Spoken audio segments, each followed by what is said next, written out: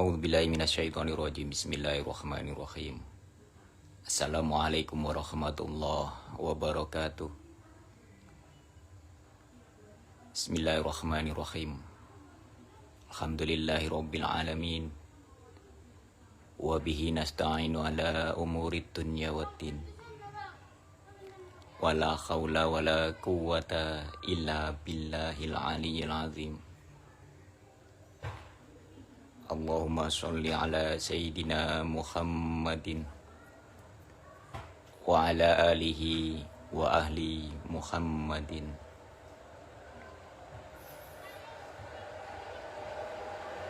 Ila hadrati Rasulillah Sayyidina Muhammadin sallallahu alaihi wasallam wa ala alihi wa ahli Muhammadin. Wa ila hadrati Sultanul Awliya Syekh Abdul Qadir Syekh Abil Hasanah wa ila hadrati Syekh Mu'atailah Sakandari wa ila hadrati Sahibul Salawat Kuning Bila Lahumal Fatihah. A'udzubillahi minasyaitonirrajim. Bismillahirrahmanirrahim. Alhamdulillah. Iyyaka na'budu wa iyyaka nasta'in. Ihdinas siratal mustaqim. Siratal ladzina an'amta 'alaihim ghairil maghdubi 'alaihim waladdallin. Kita lanjutkan kajian dari Kitab Al-Hikam karangan Syekh Mu'atailah As-Sakandari.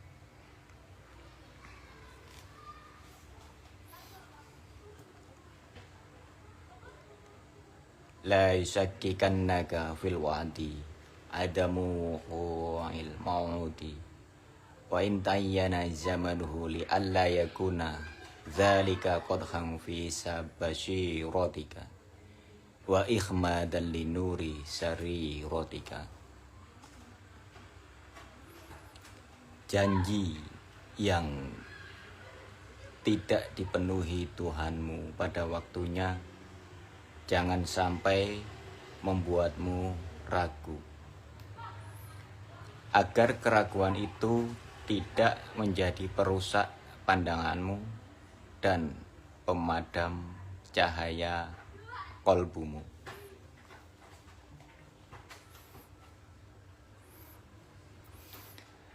Membahas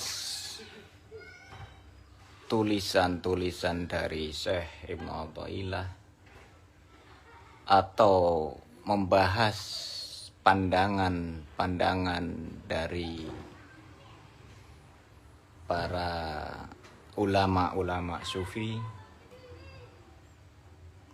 ulama-ulama atau orang-orang yang mengkhususkan diri membersihkan kolbunya dari kotoran-kotoran hawa nafsu, dari apapun yang selain Allah dalam hatinya. Perlu penjelasan, perlu uraian dari seorang guru agar lebih mudah memahami, lebih mudah mengerti maksud dan tujuan dari para ulama-ulama sufi atau ulama-ulama tasawuf. Kenapa? Karena memang dibutuhkan kondisi hati yang baik, kondisi hati yang bersih untuk bisa mengerti, apalagi memahami uraian-uraian yang lahir dari para ulama tasawuf. jika kesiapan hati, jika kondisi hati masih dilingkupi oleh kotoran-kotoran yang membuat redupnya cahaya hati, maka yang terjadi biasanya adalah celaan, mencela, bahkan memvonis kafir, memvonis sesat. Itu sudah sering dan menjadi hal yang biasa dari era dulu sampai hari ini. Akan tetap dijumpai orang-orang yang memvonis sesat, memvonis kafir kepada sesama mukmin. Terlebih untuk bab-bab ruhaniyah, bab-bab kesucian batiniah yang melahirkan ungkapan-ungkapan yang seolah-olah bisa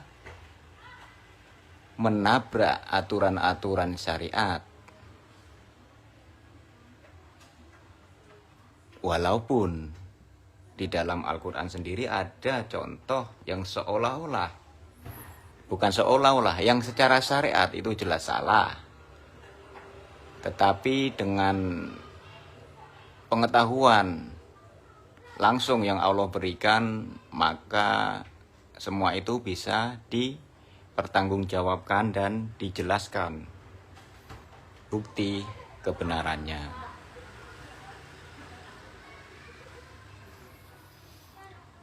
Seperti kajian malam hari ini, di mana terkadang hamba-hamba Allah atau para salik atau para ulamanya itu mendapatkan janji, bisa melalui mimpi, bisa melalui isyarah, yang itu timbul karena jernihnya hati dari hamba-hamba yang mengalaminya. Untuk menjelaskan lebih lanjut mengenai isyarah atau mukasyafah atau yang lebih mudah dan lebih tenar bahasa umumnya adalah karomah. Hal ghaib atau hal yang tidak bisa diindra oleh indra fisik, indra jasmani manusia, yang maha mengetahui hanyalah Allah Subhanahu wa ta'ala. Akan tetapi tidak menutup kemungkinan bahwa seorang hamba bisa mendapatkan petunjuk-petunjuk mengenai hal yang di luar konsumsi atau di luar penampakan yang bisa diindra oleh mata, telinga, dan lain sebagainya.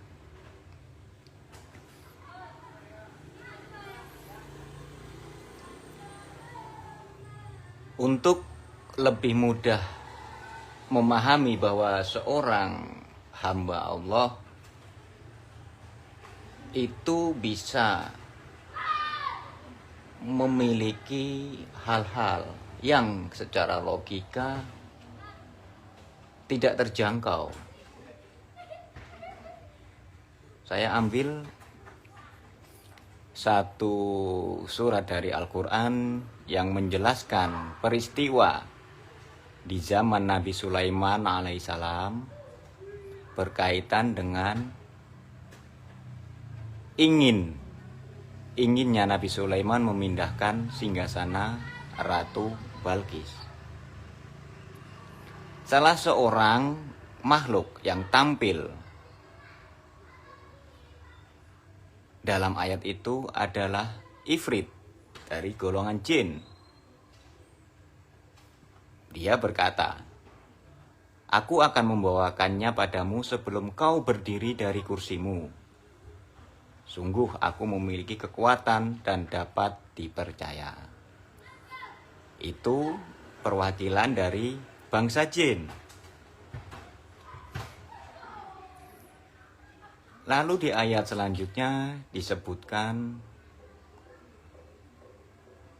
seorang manusia, seorang hamba Allah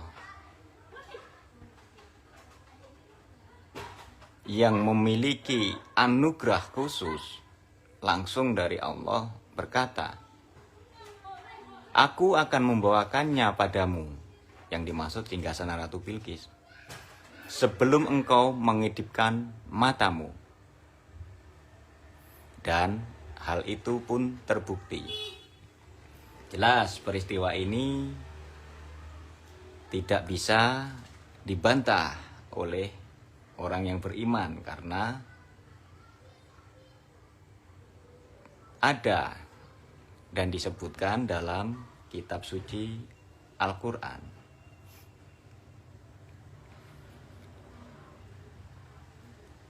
Contoh selanjutnya yang ingin saya berikan juga saya ambil dari salah satu ayat Al-Quran.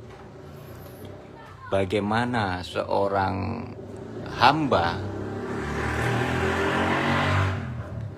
memiliki pengetahuan di luar hal-hal yang umum dalam aturan-aturan syariat pada umumnya,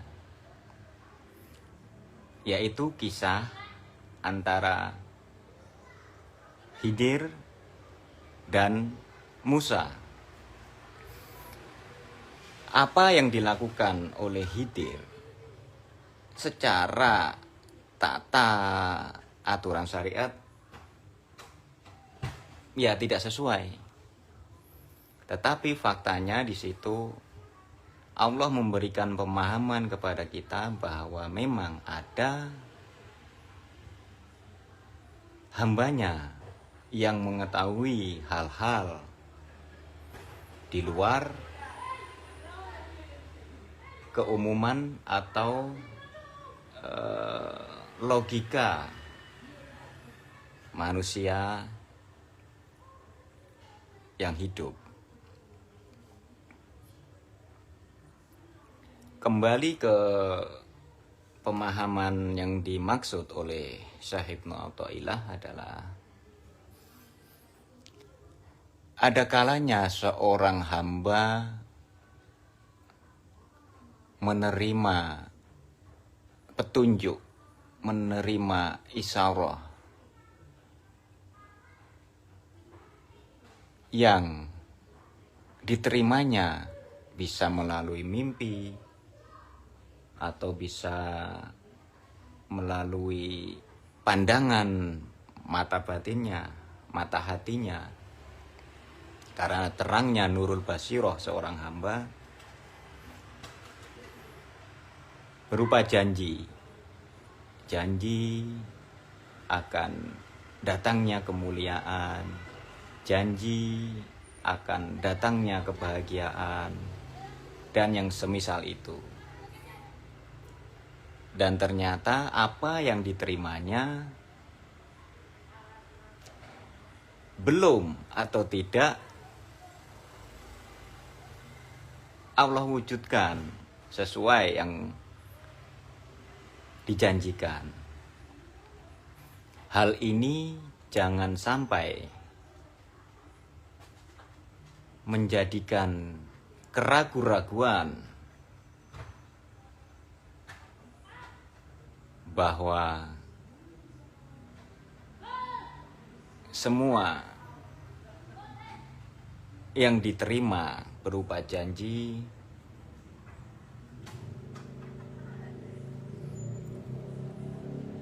tidaklah sesuai Karena seorang hamba yang lurus tauhid, lurus akidahnya, akan meyakini bahwa Allah Maha Kuasa. Allah akan memberikan yang terbaik bagi hamba-hambanya sesuai dengan kebutuhan, kondisi yang terbaik bagi hambanya menurut Allah Subhanahu wa ta'ala. Sekali keraguan-raguan melingkupi hati seorang salik atau seorang penempuh jalan rohaniah, itu akan menyebabkan padamnya cahaya hatinya. Ini yang bahaya. Karena ketika kondisi hati yang tadinya terang lalu mengalami keraguan-raguan, entah sebab karena apa yang diinginkan, apa yang ditujunya tidak segera terkabul, itu dalam fakta yang sering terjadi akan sulit si salik untuk berada kembali di posisi terangnya hatinya sebelum munculnya keraguan-raguan.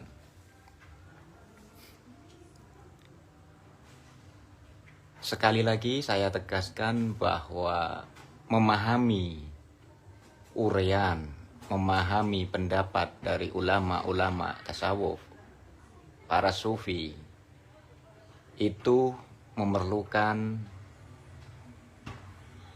kondisi hati yang bersih. Jika tidak, maka akan menyebabkan